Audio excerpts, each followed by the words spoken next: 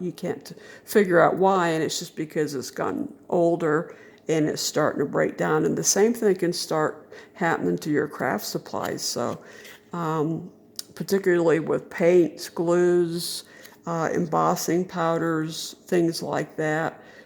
Even a pen that's made to put write glittery, those can dry out. So one of the things you have to do is to make sure you keep your supplies in good order and know that they're going to be okay so that they hold up, because when you put all this work into it and you give it to somebody, you don't want it a couple years down the road for things to start falling apart or not looking good. And that's one of the things to look for, at least that I learned to look for, is when it comes to certain things, like maybe the inks you use, the pens you use, those kind of things. One of the things you want to see if it's archival. If it says that it's archival, then it usually is a pretty good indication that it's going to last for quite a few years. It's not going to fade. It's not going to smudge on something.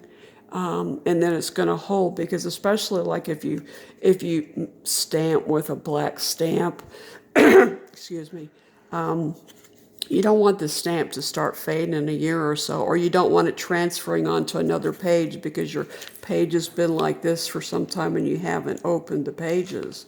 So that's another thing just to keep in mind is, sometimes paying more for something is worth it because you're going to get the quality and the longevity out of it. So this was just a Stamperia card that you can see I used the glitter pen on. And let me see if it's showing up. And I do remember that I had to go to a new pen because it wasn't coming out right. It was the other one was drying up. So another reason to make sure your supplies are in good condition or staying in good condition. Because I think sometimes we just get so busy doing things that, we don't shut the lids right, we don't keep them in cool, dry places, or sometimes you even need to test something out just before you use it. So what I'm going to have to do here is just somehow, I can't take this off because this is really glued on. So I'm just going to have to put something on here, just slip her a little note to say to watch this area. So anyhow, the lady in India, when she sent it to me, she had already made it a flip-out page, which was really nice.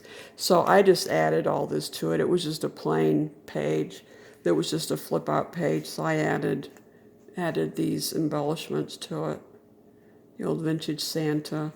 This is a piece of washi tape. I think it's Tim Holtz washi tape. And then just 2 pages, pretty self-explanatory with some trim on them. Then here's another page. Okay, and then this is the wax. So this is, I don't know if you can see it, but this is the wax paper that was on the earlier part of this journal. And this was a piece of the Stamperia cardstock. Then another piece of that really pretty red stretchy material that I put in there.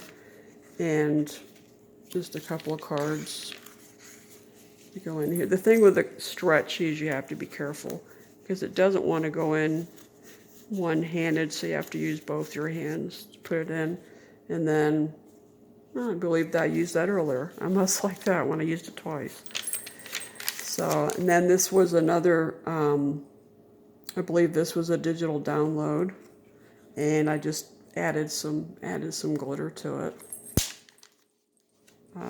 Then this was the other half of this. No, this was a different page. This was that same digital download kit that I got, and again, I just left it alone. Now, this is a page where the lady from India, when she made it, she actually sent it with all the paper in it. I just added all the cardstock and all the embellishments and all that to it. So she made it with a little, you can see here, a little tuck spot here that's vertical, north and south. So fortunately I had this really piece of nice Christmas trim with all these different images on it. And so then It's a nice place to just tuck stuff. Here's another one of those big paper clips, vintage looking Merry Christmas. And then I finished it off with a couple of chickadees sitting on some hollies and berries with some bulbs. And then I did that because I had this material here, this berries and little thread coming off. Another thread coming off. Yeah, that should be it. And then the green trim, and I put a couple of pieces of material, a couple of candy canes, and then just tucked some things in here. I'm getting tired, folks. I need to wrap this up. And that's it. So I hope you enjoyed watching it. I had a lot of fun making these, or making this. This is my second one this year.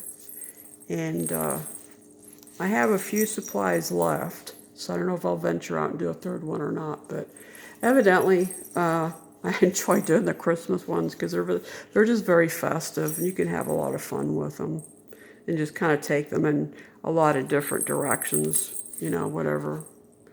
Okay, thank you.